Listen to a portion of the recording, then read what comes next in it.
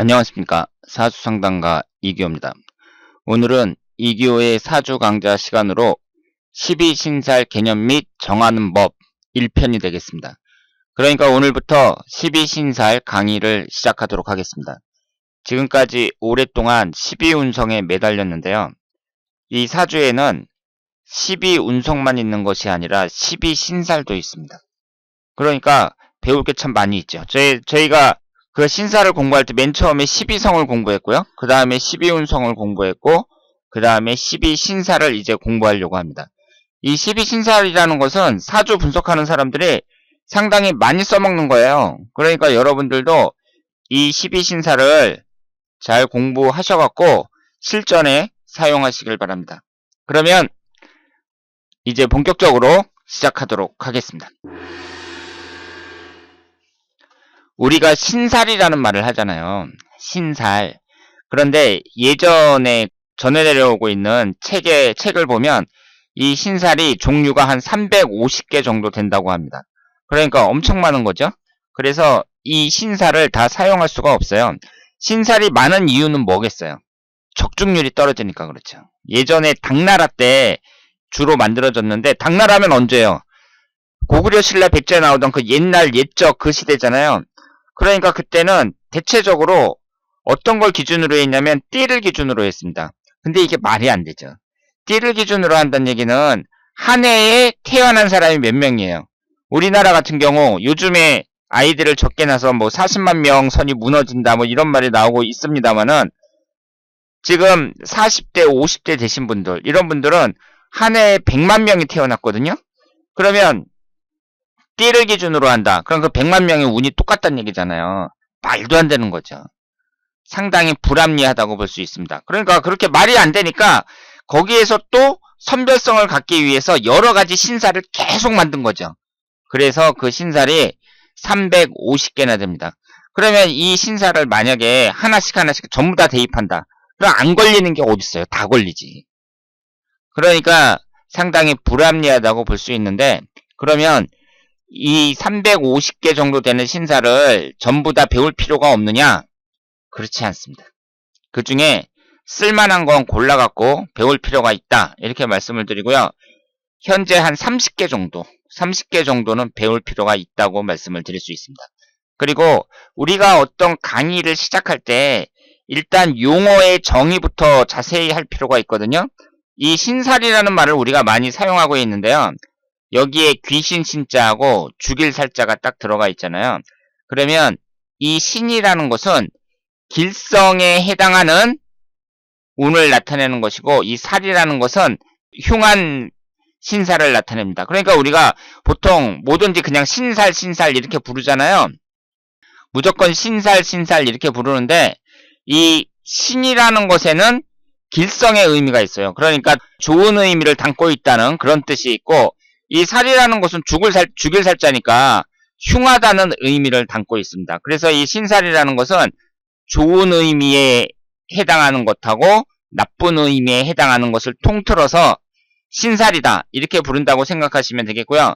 그러면 길성운에 해당하는 게 한 20, 30개 정도 되고, 그리고 나머지 한 320개에서 330개 정도 되는 것이 흉한 살이라고 합니다.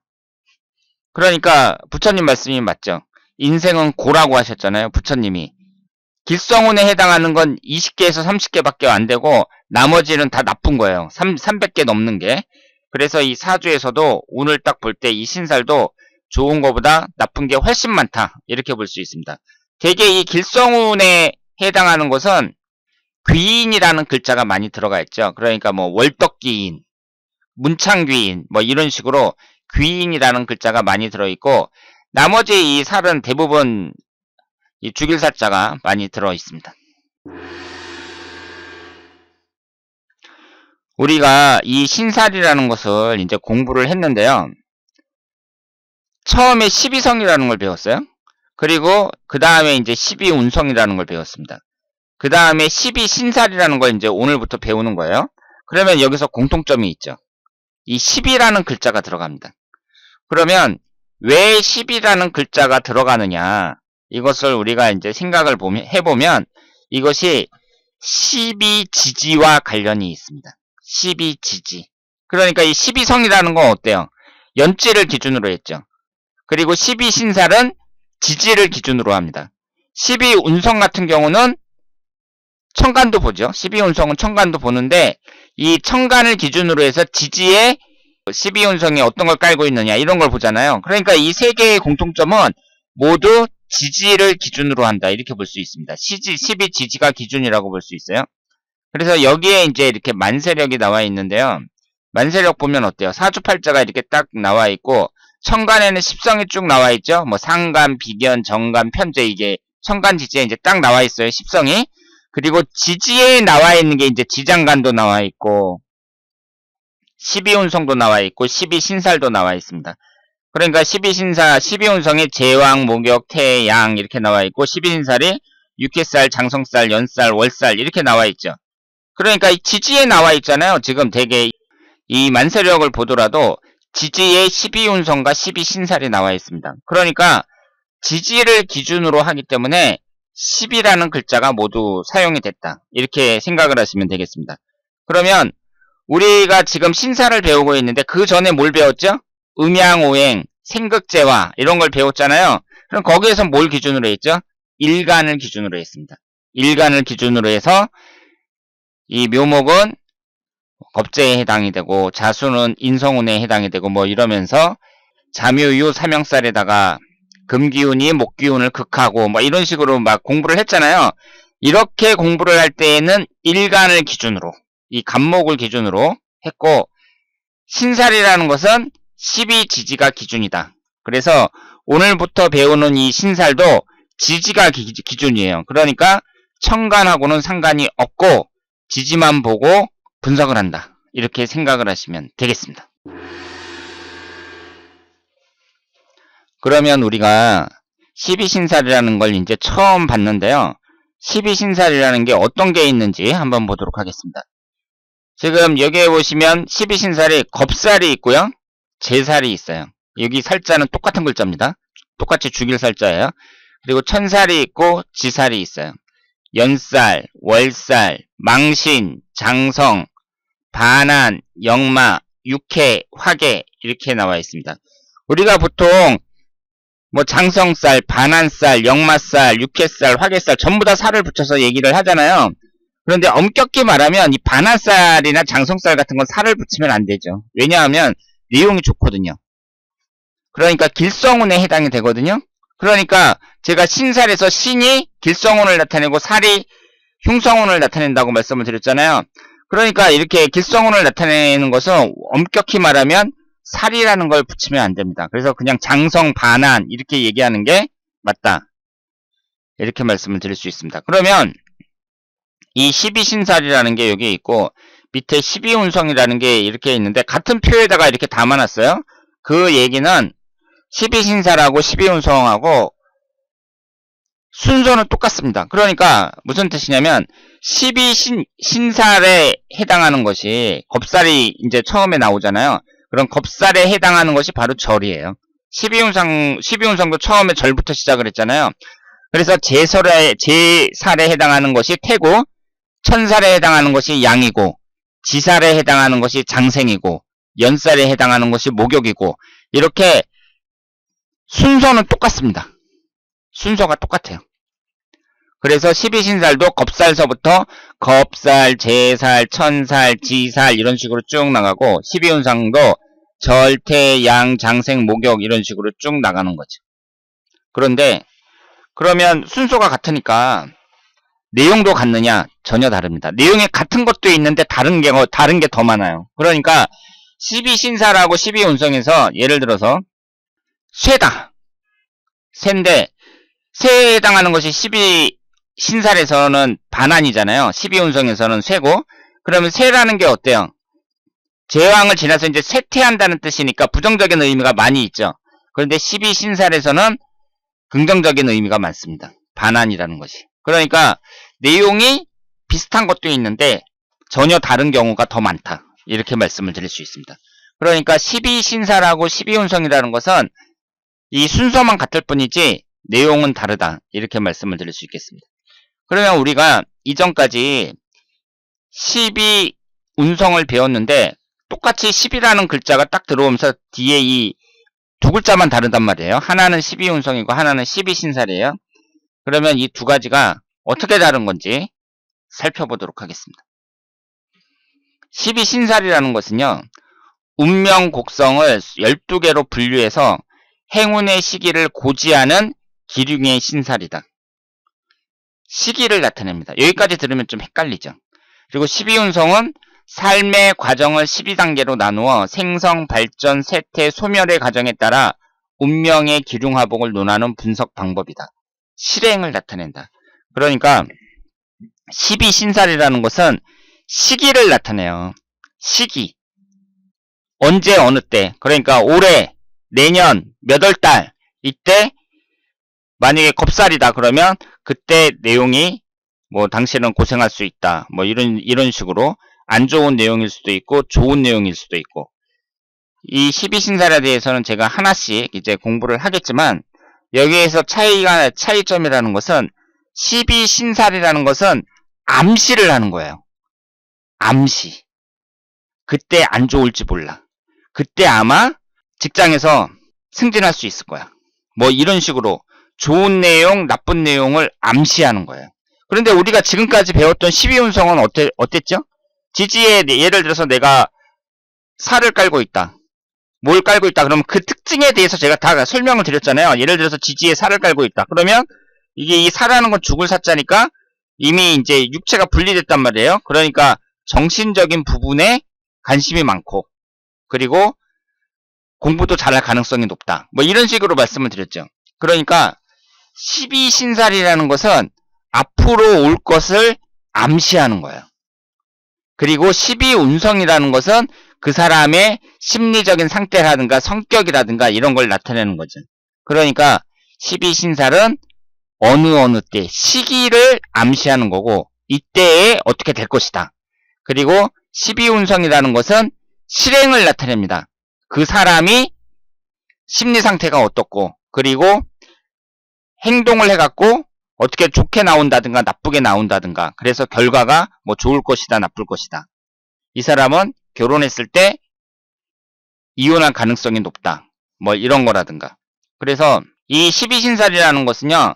대체적으로 대운이나 일년운이나 월운이나 이런 데에서 주로 적용이 됩니다. 그리고 12운성이라는 것은 10년 대운이나 1년운이나 이런 거보다는 사주팔자 안에서 많이 적용이 되죠. 그러니까 실제로 책을 보면 뭐 두 가지 다 사용을 해요. 그러니까 10년 대운, 1년운에서도 이 들어오는 대운이 12신살에서는 어디에 해당이 되고 12운성에서는 어디에 해당이 된다. 뭐 이런 식으로 해석을 하고 그리고 그 일주에서도 일주에 뭐 12신살에서는 겁살을 깔고 있고 12운성에서는 뭘 깔고 있다. 뭐 이런 식으로 설명을 합니다만은 대체적으로 들어오는 대운이라든가 일년운이라든가 월운이라든가 이런 것은 12신살을 많이 보고요. 그리고 일주의 성격이라든가 이 일주가 뭘 깔고 있는가 뭐 이런 그 일주의 성격 같은 걸 볼 때 이럴 때에는 12운성을 많이 본다. 이렇게 말씀을 드릴 수 있습니다. 그리고 12신살은 지지를 보고 분석을 해요. 그래서 일지가 적용 기준입니다. 이 12운성 같은 경우에는 천간과 지지의 관계를 보고 분석을 하는데 적용 기준이 다양하죠. 그러니까 일간을 중심으로 해가지고 분석하는 경우도 있고 그리고 각각의 일주, 월주 따로따로 분석하는 경우도 있고 상당히 복잡하잖아요. 그러니까 이 12운성이라는 것은 어떻게 적용하느냐에 따라서 귀에 걸면 귀걸이, 코에 걸면 코걸이 이런 식으로 될 수가 있습니다. 그래서 제가 말씀을 드렸죠. 이 12운성을 너무 확대해가지고 해석하는 것이 아니라 일지의 기준, 그 일주의 성격 같은 걸 파악할 때 그때 사용을 하고 그리고 제가 이제 나중에 60개의 일주에 대해서 성격을 하나하나 다 설명을 드릴 거거든요. 그때 중요한 역할을 하는 것이 12운성이다. 이렇게 말씀을 드릴 수 있습니다. 그러니까 이 12운성은 지금 약점이 뭐냐면 일간을 기준으로 한다. 이게 딱 정해져 있으면 사람이 그렇게 딱 따라서 하면 되는데 어떤 사람은 일간을 기준으로 하고 어떤 사람은 연주, 월주, 일주 따로따로 계산하고 막 이렇게 분석하는 방법이 적용 방법이 여러 가지가 있으니까 사람들이 특히 초보자들이 이걸 적용하기가 쉽지가 않다. 이렇게 말씀을 드릴 수 있습니다. 그리고 이 12신살이라는 것은 명나라 만민영의 삼명통해에서 언급이 됐다 그래요. 그리고 이 12운성은 송나라 서자평의 연해자평에서 언급이 됐습니다. 그러니까 송나라면은 고려시대, 우리나라 고려시대 이때 등장했던 나라고, 명나라는 조선시대니까 이 12신살이 늦게 더 소개가 된 거죠. 그런데 이때에는 연지 기준이었다고 해요. 그런데 지금은 일지를 기준으로 합니다. 연지를 기준으로 하면 안 되죠. 제가 말씀을 드렸습니다만은 한 해에 태어난 사람이 얼마나 많은데 그걸 연지를 기준으로 하면 그만큼 합리적이지 못하고 적중률이 떨어진다고 말씀을 드릴 수 있습니다. 그래서 이 12신살은요, 사주 주인공이 그러한 환경에 처할 수 있음을 대운과 세운 등에서 암시하는 시기로서의 의미. 예를 들어서 당신 12신살로 딱 보니까 이제 연초에 딱 운을 보는데 당신 7월 달에 사기당할 가능성이 높으니까 아주 조심해야 돼. 뭐 이런 식으로 보는 거, 이게 12신살이라고 볼 수 있죠. 즉 사주 주인공의 의지와 상관없이 주어지는 수동적인 환경을 나타냅니다. 그리고 12운성이라는 것은 그러한 환경에서 사주 주인공이 갖는 심리, 행동에 따른 결과, 즉 그러한 환경에서 사주 주인공이 능동적으로 활동할 수 있는 실제적인 공간을 나타낸다. 그래서 지금은 이제 처음 공부하시는 거니까 여기에 대해서 확실하게 이해를 하시려고 하는 것보다는 이제 이 개념에 대해서 공부한 다음에 겁살, 제살, 천살 하나씩 다 공부할 게 아니에요. 이렇게 공부를 하면서 하나씩 깨우쳐 나가시면 돼요. 그래서 이 12신살은 대운, 일련운, 월운 등에서 많이 적용을 하고, 이 12운성은 행운보다는 사주팔자 안에서 적용을 많이 합니다. 그리고 12신살과 12운성은 적용 순서는 같아요. 이렇게 똑같은 순서로 이렇게 적용을 하는데 내용은 다른 경우가 많고, 그리고 각각 따로 분석하는 것이 아니라 포괄적으로 분석하는 것이 바람직하다. 그러니까 어떤 사주가 딱 나왔으면 일지에 천살이다. 그러면 그 12신살에서 이 천살에 관련된 내용만 다 분석을 한 다음에 또 전혀 다르게 12운성은 예를 들어서 뭐 장생이다. 그러면 이 장생에 따라서 또 막 분석하고 이런 게 아니라 이 사람이 12신살은 천살이고 12운성은 장생인데 그걸 같이 이제 연계를 해서 분석을 하는 거죠. 이런 것은 이제 앞으로 계속 이제 예제를 보면서 공부를 할 거니까 앞으로 이제 여러분들이 분석할 기회가 많이 있다. 이렇게 말씀을 드릴 수 있겠습니다.